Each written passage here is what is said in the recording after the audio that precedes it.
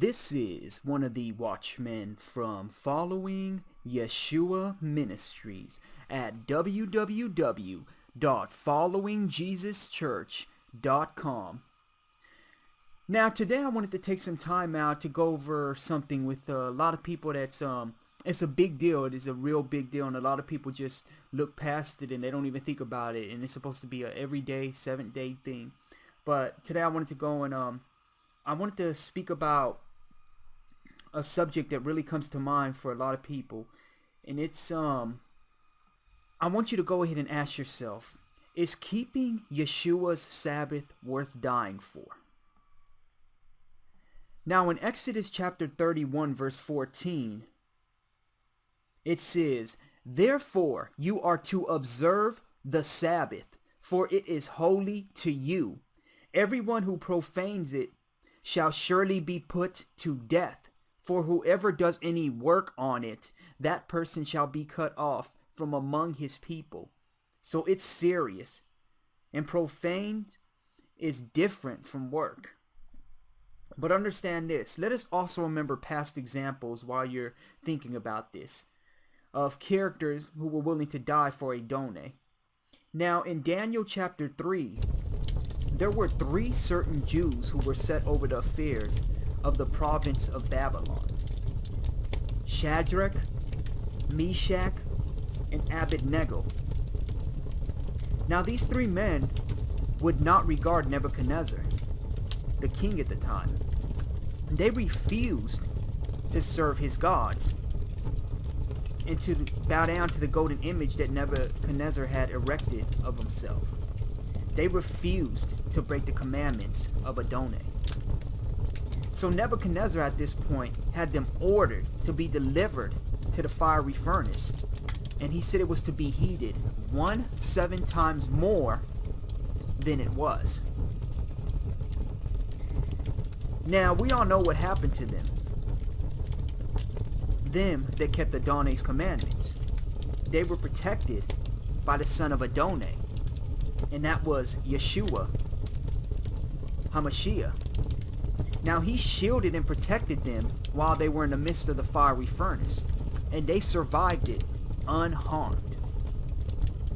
Now another character I want to look at is this is in the book of Esther. This is in Esther chapter 3, and we're going to talk about Mordecai right now.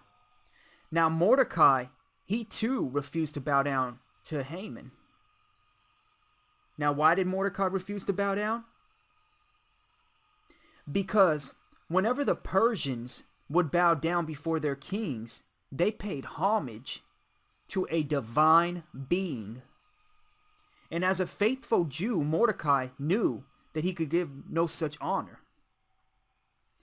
Now at this point, that angered Haman very fiercely. And at this point, he set out to destroy the Jews. And he did it with deceivement by informing the king that the Jews do not keep his laws.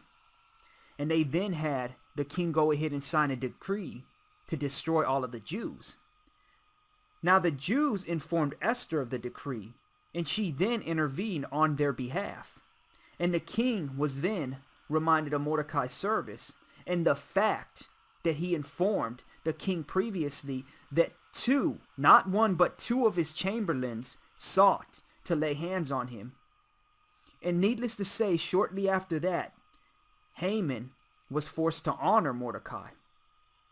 And then he was to be hanged on the gallows in which Haman had planned to prep for Mordecai to be hung on. Now I want to look at another figure, and this is in Daniel chapter 6. Now the satraps, who were the Babylonian officials, they apparently hated Daniel, and they wanted him removed from being over them. So they concocted a clever plan to rid of Daniel. And what they did was they proposed there be made a decree that any man who asked any petition of any god or man for 30 days was to be cast into the lion's den. Now they had deceived the king into signing the decree. Now get this, Daniel at this point was about 80 years of age. And right after the decree was signed, Daniel went and he fell on his knees, thanking Adonai and asking him for his guidance and help. Now the satraps, the Babylonian officials, assembled outside of his window, and they waited until Daniel began to pray. And the satraps, who were the Babylonian officials, went and informed the king, who was Daniel's close friend. But at this point, with the decree signed, the king could do nothing. So Daniel was then cast into the lion's den. But here we go. Adonai then sent an angel in with Daniel to shut the lions up and shut their mouths closed, and to keep Daniel from being hurt. Now the next morning the king went to check on his close friend Daniel, and to his surprise, Daniel was not harmed, affected in any way, shape, or form. And the king then had Daniel removed from the lion's den, and he had the satraps, the Babylonian officials, that accused Daniel that they should be thrown into the lion's den instead, and they were killed, all of them. So now, I ask you, will you die for Yeshua's Sabbath, his true Sabbath? Will you die for Yeshua's Sabbath? Now get this, Sunday is not the Sabbath. It's not the true Sabbath. Did you know that Sunday is a pagan worship day to the worship of the pagan god of the sun? Our sun worship as with sun day. And Adonai's true Sabbath day falls on the Hebrew calendar and not the Gregorian calendar, which we all are mainly, a lot of the countries in the different states use today. Now, we must observe the Sabbath on Friday, I said Friday sundown, until Saturday sundown. We must not work on these days during the Sabbath, as it is a day of rest, and you are to partake in the taking of the communion with the Yeshua, HaMashiach, Adonai, our Father, our Savior. Now get this, Adonai forbids his people from doing any work, including any type of shopping, any type of commerce or buying.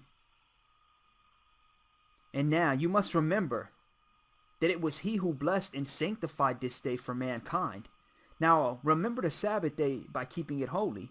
6 days you shall labor and do all of your work, but the 7th day, that is a Sabbath to Adonai, your Elohim. And on it you shall do no work, neither you or your sons or your daughters, nor your manservants or your maidservants, nor your animals, nor the alien within your gates. For in 6 days Adonai made the heavens, and the earth, and the sea, and all that is in them. But he rested, I said he rested on the 7th day. So therefore Adonai blessed the Sabbath day and set it apart. And that is in Exodus chapter 20, verse 8 through 11. Now we must all observe the Sabbath from Friday sundown until Saturday sundown, because Adonai's day is from the evening until the following evening. And you could check this out yourself, and this is right there clearly in Genesis chapter 1 verse 5, and I will read it for you. Adonai called the light day, and the darkness he called night. So there was evening and there was morning one day. So you see that starts with the evening and it ends with the evening. And you can also see this in Genesis chapter 1 verse 8, and I will read that as well. And it says, and Adonai called the dome sky. So there was evening and there was morning, a second day. So you see that it's evening. It starts with the evening, it ends with the evening. And Adonai's true Sabbath day falls on the Hebrew calendar and not the Gregorian calendar, which most of us use today. Thank you for joining us again. This is one of the watchmen, watching out for you and watching out for everything else from the heavenly kingdom, from our Father, Adonai, and our Savior, Yeshua HaMashiach.